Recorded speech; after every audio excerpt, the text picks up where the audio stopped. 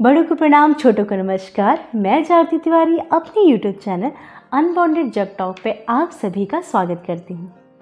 Animals हमारी life का एक ऐसा हिस्सा होते हैं जो हमें हमारे पैसों से, स्टेटस से, इन्हें देखे बिना प्यार करते हैं। हमें जज नहीं करते हैं, बस रिटर्न में उन्हें क्या चाहिए? एक सिक्योर्ड और डिग्निफाइड लाइफ और 2 टाइम का खाना।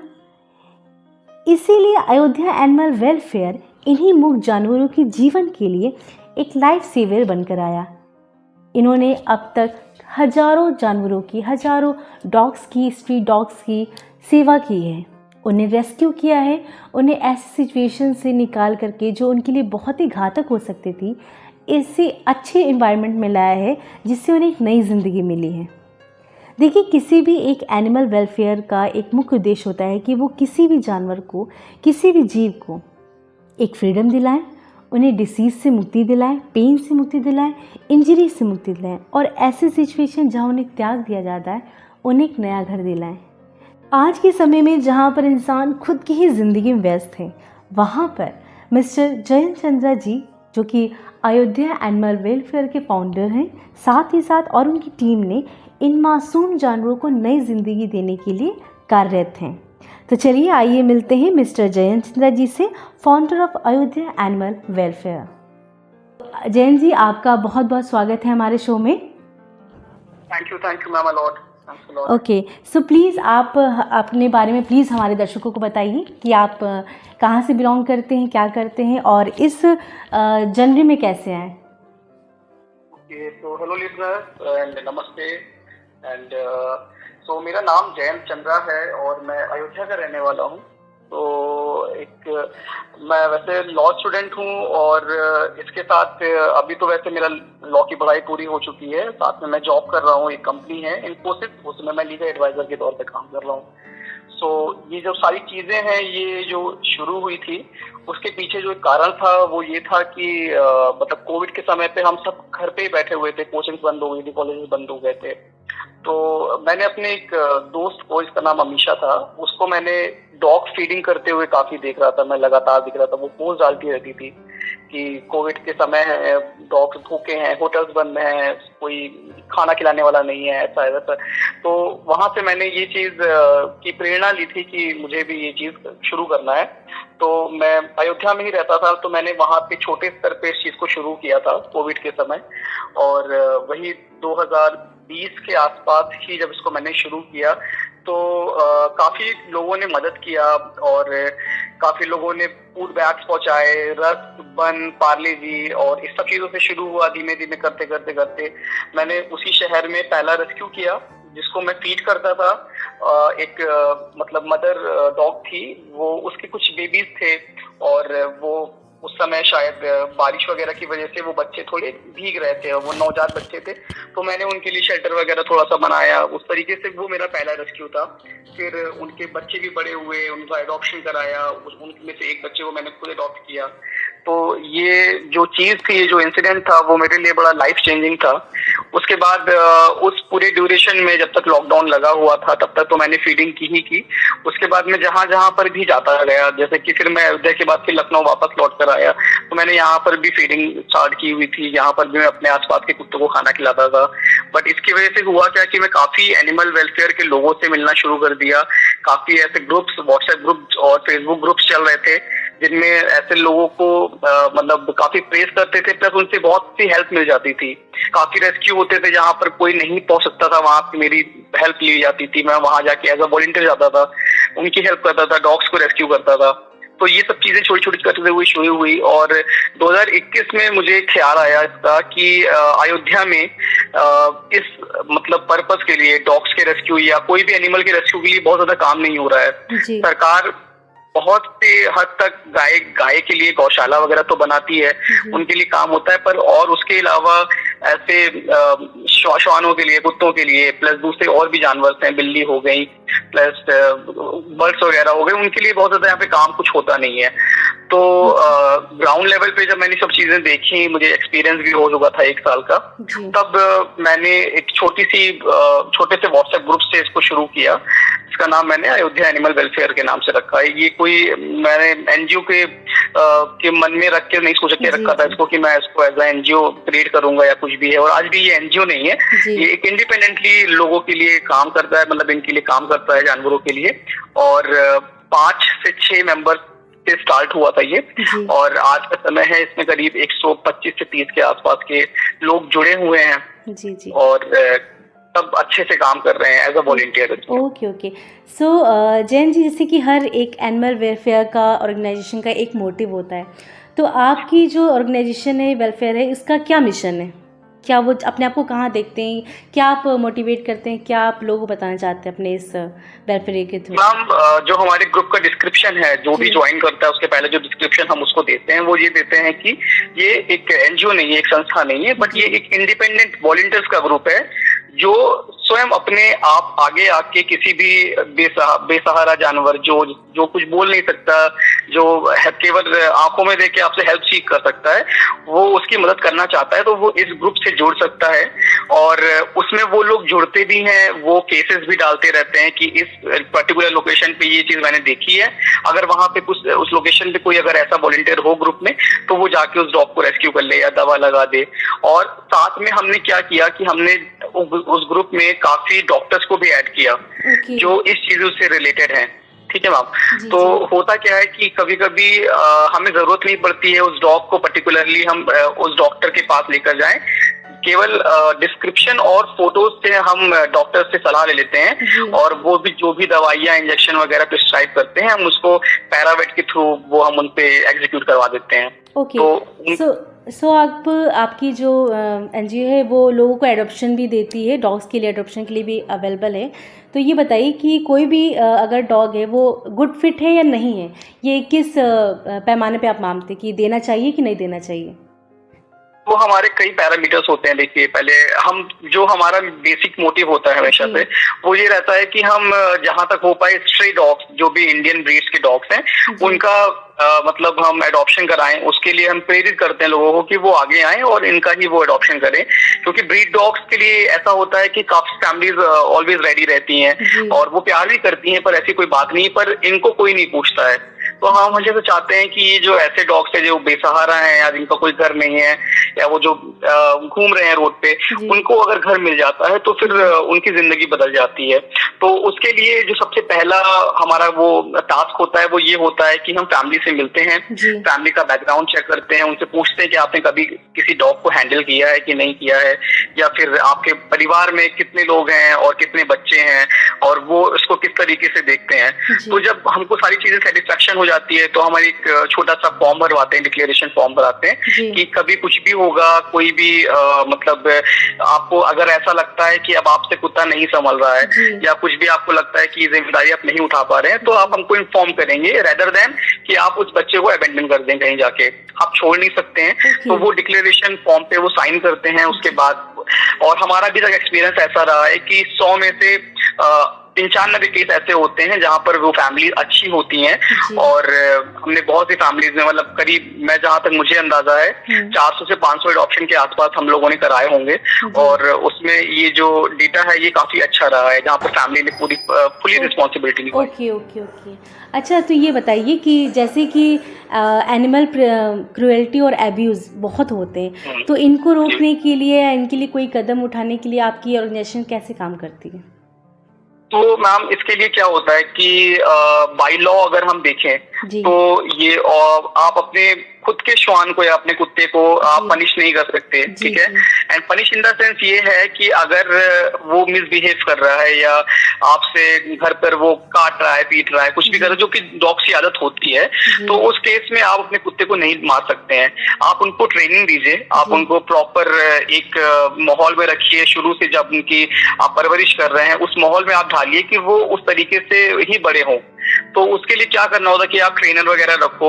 अच्छा, अगर अब आप वो भी चीज अफोर्ड नहीं कर सकते हो तो आप बेसिक चीजें अगर आप भी सीख लेते हो या उसको सिखाते हो तो वो फिर आगे आके एग्रेसिव नहीं होता है। ठीक है, आप अगर उसको टाइम टू टाइम खाना दे रहे हैं, भूखा नहीं रख रहे हैं, ठीक है, आप बांध के नहीं रख रहे हैं, तो वो हमेशा से लोगों के साथ फ्रेंडली हो जाएगा।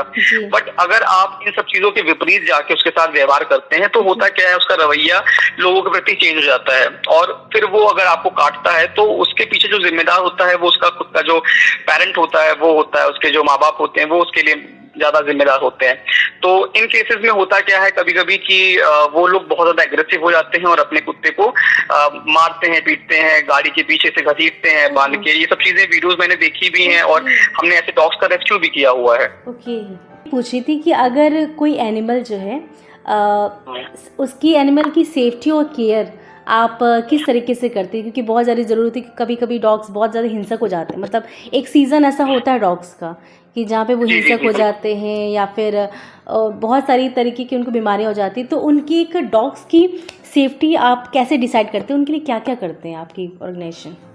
तो अभी फिलहाल हमारे पास नाम कोई शेल्टर तो नहीं है, बट हम क्या ट्राई करते हैं कि जैसे जो भी 125-130 मेंबर्स हमारे पास हैं, उनमें से ही हम कोई फॉस्टर होम ढूंढे।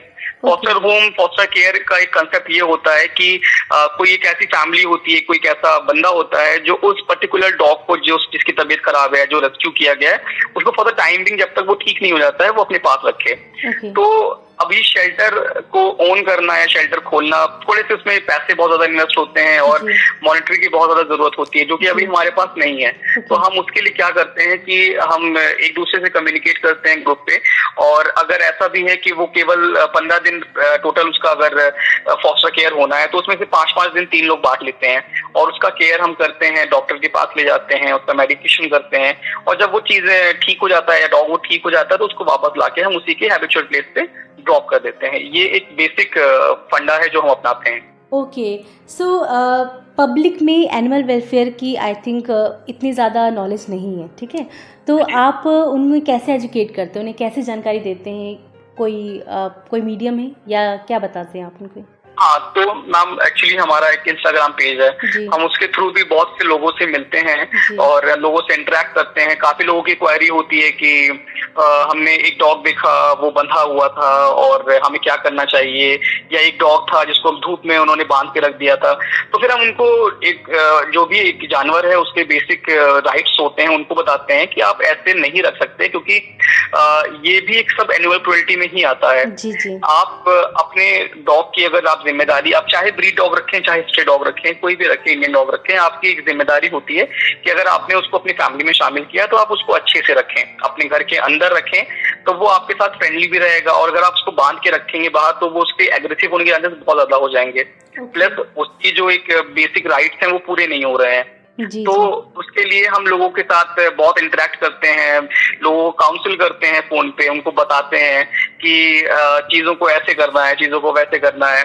तो बहुत से लोग समझ भी आते हैं, क्योंकि कभी कभी लोगों को ये भी चीजें का आइडिया नहीं होता कि उनको खिलाना कब है, कितनी बार खिलाना है, तो उन सब चीजों का भी हम उनको ध्यान देते हैं। प्लस सबसे बड़ी चीज आती है वैक्सीनेशन, डॉग्स में जो होती है, उस वैक्सीनेशन के लिए हम लोगों को बताते हैं कि रेबीज का इंजेक्शन जरूर लगवाइए अपने डॉग को, एक कार्ड नगर निगम के थ्रू जरूर बनवाइए, क्योंकि सरकार का भी अब आदेश आ गया है कि अपने पेट डॉग का आप कार्ड जरूर बनवाइए। प्लस अब सोसाइटी में क्या हो रहा है कि डॉग्स की जो जनसंख्या है वो बढ़ती चली जा रही है, तो उसके लिए भी सरकार के पास एक स्कीम ये है कि SPCA कमेटी होती है, उसके अंदर में HSI का गठन होता है। तो HSI बेसिकली डॉग्स को न्यूट्रल करने का काम करता है, ठीक है।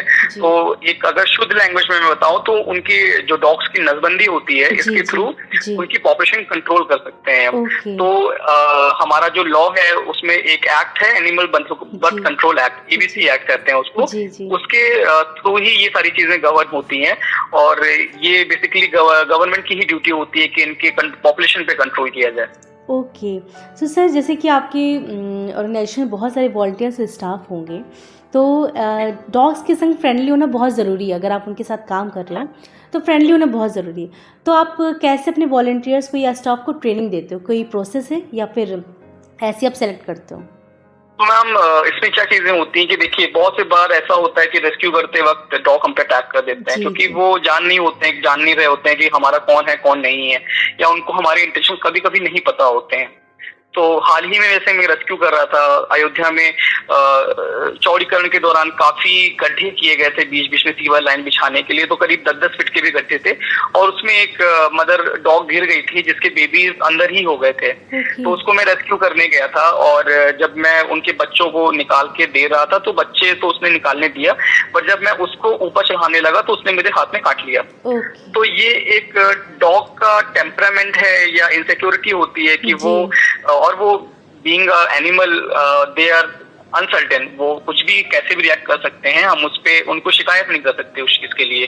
तो ये सारी चीजें होती हैं।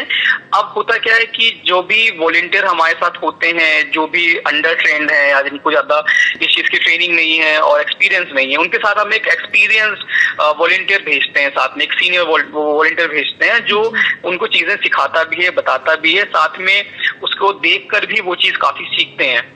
तो कुछ चीजें जो मतलब प्रॉपरली इन लोगों को या जो वॉलंटियर्स हमारे होते हैं हम उनको बताते हैं, उनमें से एक चीज होती है मास्क प्लस ग्लव्स पहनकर जाएं आप, क्योंकि बहुत सी ऐसी बीमारी होती है जिससे आपको तो खतरा नहीं है पर दूसरे कुत्तों को खतरा हो सकता है, आपके खुद के डॉग को खतरा हो सकता है। उस वजह से हम ये उनको सबको बताते हैं कि अगर आप रेस्क्यू करने जा रहे हो तो कुछ चीजें अपने पास रखो, कुछ दवाइयां अपने पास रखो, जो कि आप अगर किसी भी हाल में अगर आप रेस्क्यू नहीं कर पाए उस कुत्ते को या कुछ भी नहीं कर पाए तो आप कम से कम उस डॉग को इमीडिएट एक फर्स्ट एड दे दो, या फिर अगर आपको हार्म पहुंच जा रहा है तो उस केस में भी आपको क्या करना है उसके लिए भी हम उनको ऑन फोन या कैसे भी मैसेज करके उनको चीजों को हम कन्वे करते हैं। ओके, सो ये जितनी फंडिंग का काम होता है ये आप लोग की खुद ही लोग मैनेज करते हैं। क्या आपके पास कोई और भी सोर्स है फंडिंग के लिए, ये इसको चलाने के लिए ऑर्गेनाइजेशन को? तो मैम फंडिंग के केसेस में क्या होता है कि हम सबसे पहले जो चीज रखते हैं कि एक बजट बनाते हैं कि अगर कोई डॉग का केस है और अगर उसका फ्रैक्चर हुआ है तो उसमें कितना खर्चा आएगा, या अगर सर्जरी है तो उसमें कितना खर्चा आएगा, या अगर ऊपर केवल स्किन इन्फेक्शन ही है तो उसमें कितना खर्चा आएगा। तो हम एक मोटा मोटा आइडिया लेते हैं डॉक्टर से कि कितना खर्चा आ सकता है, फिर हम डॉक्टर से पूछने के बाद हम ये ट्राई करते हैं कि अगर हमको होलसेल में दवाई मिल जा रही है तो कितने सस्ते में मिल जाए। अगर सस्ते में दवा मिल जा रही है तो हम फिर उस हिसाब से बजट बनाते हैं और अपने ग्रुप में, अपने सोशल मीडिया में दोस्तों के दोस्तों से क्या कि उसको क्राउड फंडिंग करते हैं। और जब वो बजट हमारा प्रोक्योर हो जाता है, जब वो बजट हमारे हाथ में हासिल कर लेते हैं उसको, तो फिर हम उसको उसके बाद जो भी वॉलंटियर वो केस कर रहा होता है हम उसको वो ट्रांसफर कर देते हैं। या फिर अगर ऐसा नहीं हो पाता है या कोई वो इन द केस कोई पेमेंट वो यूज नहीं करता है तो फिर हम ट्राई करते हैं कि वो दवा या वो मेडिकेशन हम खुद जाके उसको प्रोवाइड करा दें। कभी कभी क्या होता है कि जो डॉग्स हैं अब उनकी केयर वो किसी प्रॉपर हॉस्पिटल में या क्लिनिक में ही हो सकती है, तो फिर हमको उनको एडमिट कराना पड़ता है 15 से 20 दिन के लिए, 1 महीने के लिए, 1.5 महीने के लिए। उसका जो भी चार्जेस होता है हम फिर वो क्राउड फंडिंग के थ्रू गैदर करते हैं और उसको फिर हम टाइम टू टाइम क्लिनिक पे या जहाँ पर भी एडमिशन कराया हमने, हम उनको पे करते रहते हैं। और हम इस चीज का भी ध्यान रखते हैं कि हम डॉक्टर से ये चीज कन्वे करें कि एक स्ट्रे एनिमल है, ये एक रेस्क्यू डॉग है, इसका आप जितना कम से कम मिनिमल में आप इसका ट्रीटमेंट कर सकते हैं वो करिए। और डॉक्टर्स बहुत ज्यादा हेल्पफुल होते हैं इन केसेस में, तो वो करते भी हैं। तो ये इस पे है। ओके, सो जैन जी, जैसे कि हाल ही में सरकार ने एक नया नियम लाया है कि जिनके पास भी डॉग्स हैं, जिनके भी घरों में डॉग पले, तो उनके रजिस्ट्रीकरण के लिए एक निर्देश आया है। तो प्लीज़ इसके बारे में आप दर्शकों को बताइए, क्योंकि इतनी ज़्यादा नॉलेज नहीं है उन्हें कि ऐसा भी कुछ नियम है। तो प्लीज़ इनको प्रॉपर बताइए कि क्या सिस्टम है। तो मैम इसमें क्या है कि पहले चीज तो आपको अपने डॉग का पूरा वैक्सीनेशन कराना है और वैक्सीनेशन के बाद एक डॉक्टर आपको कार्ड देता है जिसपे वो खुद की सील और सिग्नेचर भी करके देता है, प्लस उस वैक्सीनेशन की डिटेल्स लिखी रहती है। बहुत नॉमिनल सी 150 या 200 रुपए के आसपास की फीस होती है जो आप नगर निगम में आप जमा करते हैं, उस कार्ड को लेके जाते हैं, वहां पे नगर निगम की सील लगती है और एक टोकन आपको मिलता है कि ये टोकन आप रखिए, क्योंकि ये टोकन ही आपको शो करता है कि ये डॉग आपके पास है, वो लाइसेंस्ड है, प्लस इससे कोई खतरा सोसाइटी को नहीं है। तो ये बहुत छोटा सा नियम होता है और आजकल तो आपको बहुत से लोग भी, एजेंट्स भी मिल जाएंगे जिसके थ्रू आप जाके इजीली वही 150, 200, 250 रुपए में आप कार्ड बनवा सकते हैं और अपने डॉग को वैलिडेट करा सकते हैं। ओके, तो जैन जी मुझे ये बताइए कि आप जो अलग अलग तरह के जानवरों को रेस्क्यू करते हैं और बहुत सारी बीमारियाँ ऐसी भी होती हैं जिनका इलाज करना या तो बहुत ज़्यादा कॉस्टली होता है या तो पॉसिबल नहीं होता है, तो ऐसे डॉग्स को आप कैसे ट्रीट करते हैं? तो मैम जो जो बेसिक चीजें हैं इसमें ये है कि काफी बार क्या होता है कि डॉग्स पैरालाइज हो जाते जी। हैं, और पैरालिसिस का 99% केसेस में ट्रीटमेंट नहीं होता है डॉग्स के केसेस में। तो उस केस में हमारे पास अगर कोई ऑप्शन नहीं है तो हम दो चीजें सजेस्ट करते हैं, या तो उनकी फिजियोथेरेपी चले, मेडिकेशन लॉन्ग टर्म चले, या फिर अगर हम उसको अफोर्ड नहीं कर सकते हैं तो उनको किसी प्रॉपर शेल्टर केयर में, जो केवल डेडिकेटेड होते हैं इन्हीं डॉग्स के लिए, जी। उनको हम वहां पे ट्रांसफर करा के उनके पीछे व्हील कार्ड लगवा दें। ओके। तो कम से कम उनके बाद की जो जिंदगी है वो उस व्हील कार्ड पे गुजार सके, इन कंपैरिजन टू वो रोड पे मतलब सड़क के चलते हैं या उनके और जख्म होते हैं, बढ़ते जाते हैं, वो प्रॉब्लम्स होते हैं। तो उनसे बचाने के लिए फिर हमारे पास यही होता है। और काफी केसेस ऐसे होते हैं जैसे कि कैनाइन डिस्टेंपर नाम की एक बीमारी होती है डॉग्स में, वो भी ट्रीटेबल नहीं होती है, बहुत हद तक वो डॉक्टर्स कहते हैं कि वो अनट्रीटेबल होती है। तो अब उस केस में उसको उस चीज से मुक्ति दिलाने के लिए हम लोग मतलब मर्सी किलिंग के लिए मतलब बात करते हैं। अगर डॉक्टर हमको अलाउ करते हैं कि हाँ we can go for the mercy killing, तो फिर हम उस डॉग को यूथनाइज कराते हैं। ओके। ओके, सो ये बताइए जैसे कि इस टाइम गर्मी के टाइम में बहुत सारे डॉग्स जो होते हैं बहुत ज़्यादा हिंसक हो जाते हैं, चाहे वो पेट हो चाहे वो फिर स्ट्रीट डॉग्स हो। सो कैसे इनसे कैसे कोई भी पेट पेरेंट कैसे डील करे, क्या करना चाहिए ऐसे पेट पेरेंट को कि ऐसी स्थिति में हमारा डॉग ना जाए? ये क्या गर्मी लगने के रिगार्डिंग है मैम? जी, गर्मी लगने के रिगार्डिंग, और बॉडी में जैसे कुछ फिजिकल चेंजेस भी होते हैं डॉग्स के, जैसे जैसे वो बड़े होते हैं तो कुछ ना कुछ ऐसा होता है कि वो उनका रिएक्शन जो होता है बहुत ही ज़्यादा हिंसक हो जाता है। तो ऐसी स्थिति में जो पेट पेरेंट्स होते हैं उनको कैसे डील करना चाहिए? तो मैम इस सीजन में क्या होता है, देखिए जब ये अगर समर के सीजन की बात होती है तो ऑब्वियसली जो डॉग्स होते हैं वो मतलब बहुत ज्यादा उनको गर्मी लगती है। तो अब चाहे वो स्ट्रे डॉग्स ही क्यों ना हो, और क्योंकि ना वो आपके जो ब्रीड डॉग्स हैं वो भी हो सकते हैं। तो पहली चीज तो वो पानी उनको बहुत जरूरत होती है, और मतलब उनको डिहाइड्रेशन नहीं होना चाहिए किसी भी कंडीशन में। उस वजह से वो ब्रीथ अप बहुत करते हैं, अपनी टंग निकाल के बाहर वो इनहेल करते रहते हैं, एक्सहेल करते रहते हैं, तो वो एक प्रोसेस होता है। इसके अलावा जो इनका सीजन होता है डॉग्स का, जिसमें कि ये हीट होते हैं, और इनका जो मतलब फीमेल डॉग्स का प्रेगनेंसी का सीजन होता है, उसमें डॉग्स बहुत ज्यादा वो हो जाते हैं, मतलब हाँ एग्जैक्टली। तो अभी उस केसेस में क्या होता है कि हम प्रिस्क्राइब करते हैं कि आप अपने डॉग को न्यूट्रल करा लें। तो ये जो डॉग्स की समस्या होती है ये वाली चीज तो खत्म हो जाती है, इनका एग्रेसिवनेस थोड़ा सा कम हो जाता है। प्लस इसके अलावा क्या होती है ना कि न्यूट्रल कराने से डॉग्स की बहुत सी बीमारियां वो अपने आप ही कम हो जाती हैं।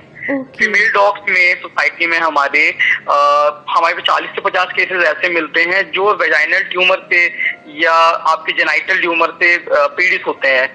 मेल्स में जो मेल डॉग्स होते हैं उनमें भी ये ट्यूमर होते हैं, और फीमेल डॉग्स में भी होते हैं। तो इनकी कीमोथेरेपी होती है, बट इससे बचने के लिए अगर गवर्नमेंट ऑलरेडी इनको न्यूट्रल करा के रखती है तो ये बीमारियां इनमें नहीं होंगी। ओके।